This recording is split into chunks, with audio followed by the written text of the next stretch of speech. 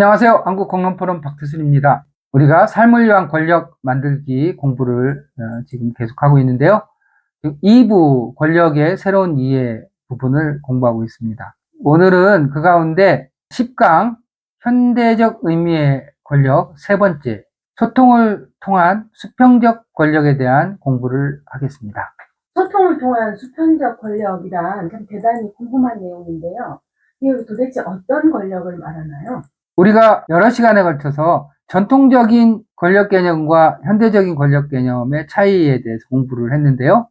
그 대표적인 차이 중에 하나가 수직적이고 위계적인 권력으로부터 수평적이고 평등한 관계 중심의 권력으로 변해가고 있다, 이렇게 말씀을 드렸습니다.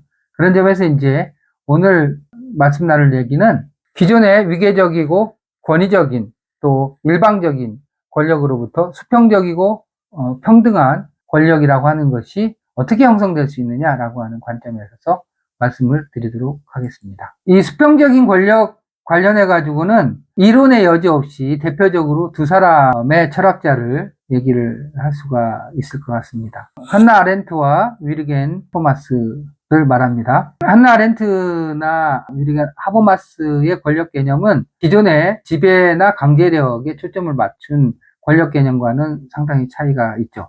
권력을 소통과 협력을 통해서 형성되는 능력으로 봤다는 점에서 명확한 차이가 있고요.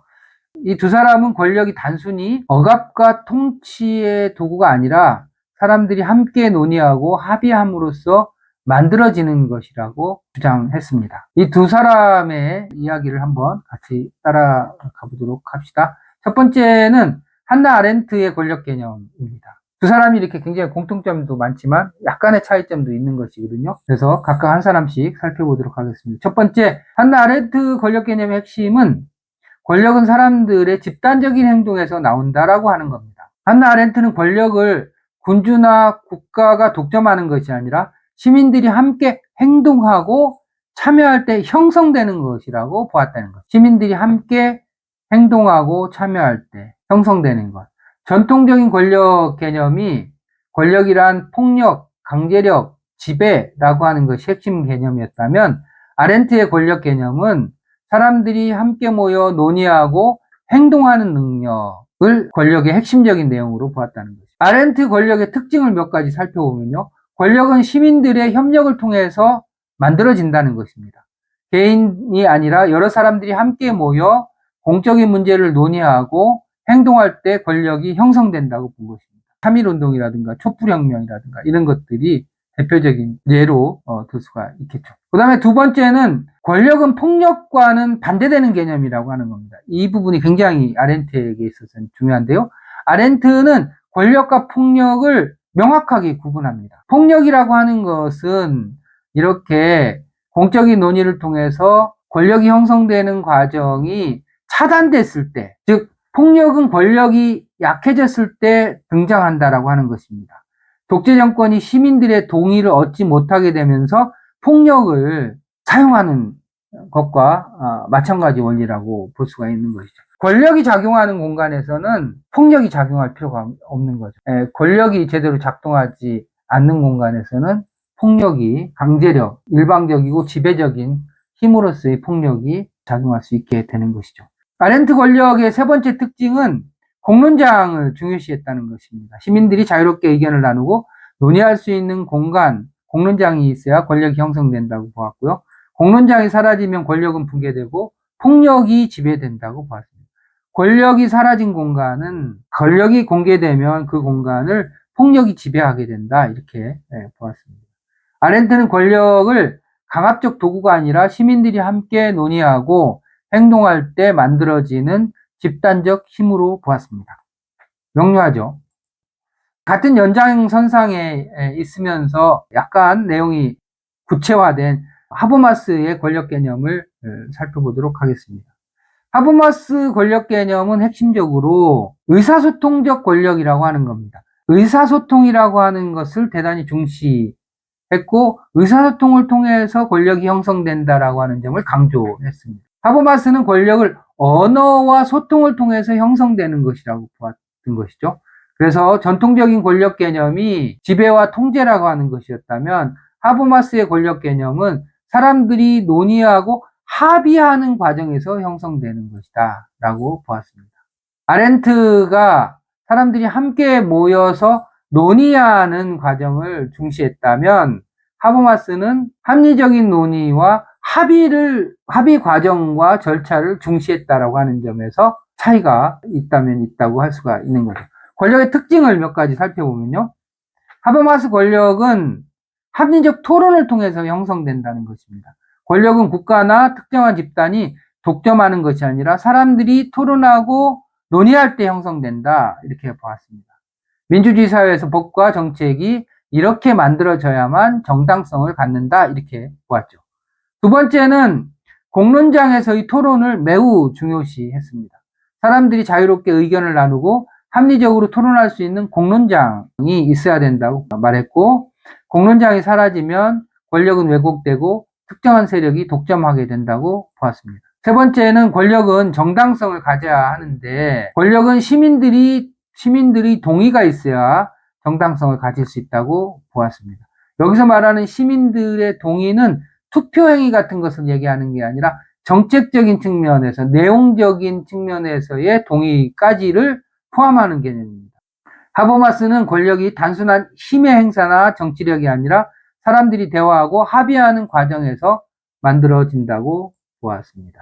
그래서 두 사람이 수평적인 권력, 소통을 통한 수평적인 권력을 강조했다는 점에서는 차이가 없지만 세부적인 내용에 들어가서는 몇 가지 차이를 확인할 수 있습니다. 그래서 전통적인 권력 개념과 아렌트, 하버마스를 서로 비교를 좀 해보면요. 권력의 본질과 관련해서 전통적인 권력은 지배와 강제력을 중시했다면 한나 아렌트는 집단적 행동과 참여, 하버마스는 의사소통과 합의를 중시했다라고 볼 수 있습니다. 권력의 근원과 관련해서는 전통적 권력은 군주, 국가, 지배계급이었었다면 한나 아렌트는 시민과의 협력과 행동을 근원으로 보았고, 하버마스는 공론장에서의 합리적인 토론을 중시했다는 것입니다. 권력 행사 방식과 관련해서는 전통적인 권력이 폭력, 법, 경제적 지배를 중시했다면 아렌트는 시민들의 집단적인 참여, 하버마스는 합리적인 소통과 합의를 중시했다라고 하는 점을 알 수 있습니다. 권력과 폭력의 관계에 있어서 권력은 폭력을 포함할 수 있다고 전통적인 권력 개념에서는 보았다면 아렌트는 권력과 폭력은 반대되는 개념이다라고 보았고, 하버마스는 폭력은 권력의 왜곡된 형태다 이렇게 보았습니다. 두 사람 모두 권력과 폭력을 구분했다라고 하는 점이 다르죠. 공론장의 역할과 관련해서 전통적인 권력 개념에서는 공론장은 의미가 없죠. 한나 아렌트나 하버마스는 공론장이 필수적이라고 보았습니다. 권력의 정당성 역시도 전통적 권력 개념에서는 강제력과 효과성에서 나온다고 본 반면에 한나 아렌트는 시민들의 자발적인 참여에서 나온다고 보았고, 하버마스는 의사소통과 합리적 토론에서 나온다고 보았습니다. 이렇게 아렌트와 하버마스는 전통적인 권력 개념이 지배에 집중한 것과는 다르게 권력을 공론장에서 시민들이 함께 형성하는 힘으로 보았습니다.